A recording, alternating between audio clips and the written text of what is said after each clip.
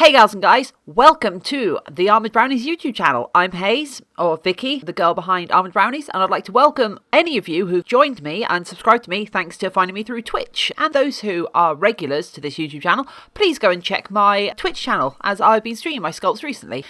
And we are finally at the end stage of these Goblin masks, and you can see I'm finally getting around to painting them. This was a few months ago, but hopefully this will illustrate some of the different stages you go along with an airbrush. For those who are curious, I'm using quite a cheap airbrush. The actual airbrush is I believe it is AB 180, which is a cheap generic brand airbrush. It's not none of these fancy Iwata things. I'm putting generic, well, not so much generic, Della Rowney acrylic inks through it, and they go through quite nicely. Each one of the masks that you'll see coming up has been cast from the two-part mold that I made in the previous video, and then afterwards I cut up cheap, actually not that cheap, I cut up sort of adequate quality wigs, and then I glued them using contact adhesive, Evo Stick Impact to be more important.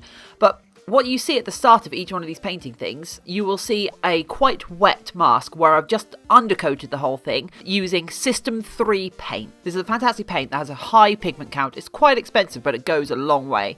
And the reason it's still a little bit wet on the mask is that it means that the acrylic inks, which can be a little brittle once you spray them on, and which makes them flake off, they embed down into the paint a bit. And then there's a little bit of latex mixed in with the System 3 paint as a base level as well. And that's what creates the basic skin tone. And then you can see in each one of the different ones, I'm shading first and then going over and highlighting, and then shading with the shading, then highlighting, and then doing darker spots and then colours on top of that.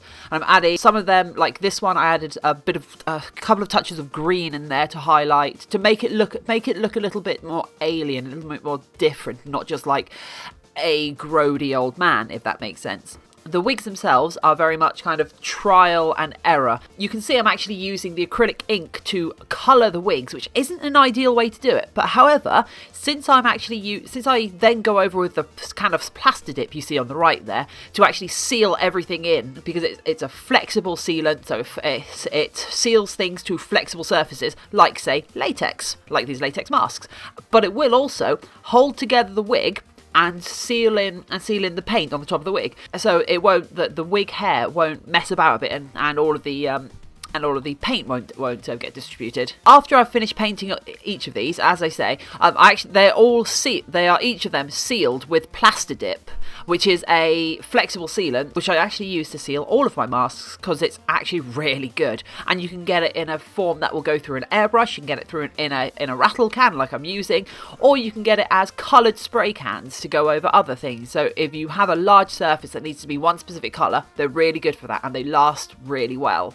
Also, I would advise using it to go over airbrush paint on a latex prosthetic, because it stops them from cracking, from peeling off, from getting worn down, and basically anything you do needs to be varnished in some way. Okay, almost anything that you do and paint needs to be varnished in some way. That is my big tip from this video. And a lot of the time it is a case of trying to figure out what method you are using to varnish it, and whether you want satin, gloss, matte, or other.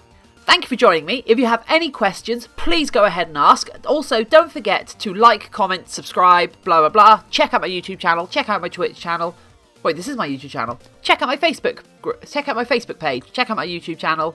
This is my YouTube channel. Shut up. Check out my Twitch page. If you want any more detail, if all of this went by too quickly for you, I can post some painting videos in the future. If that's what you want to see, just let me know.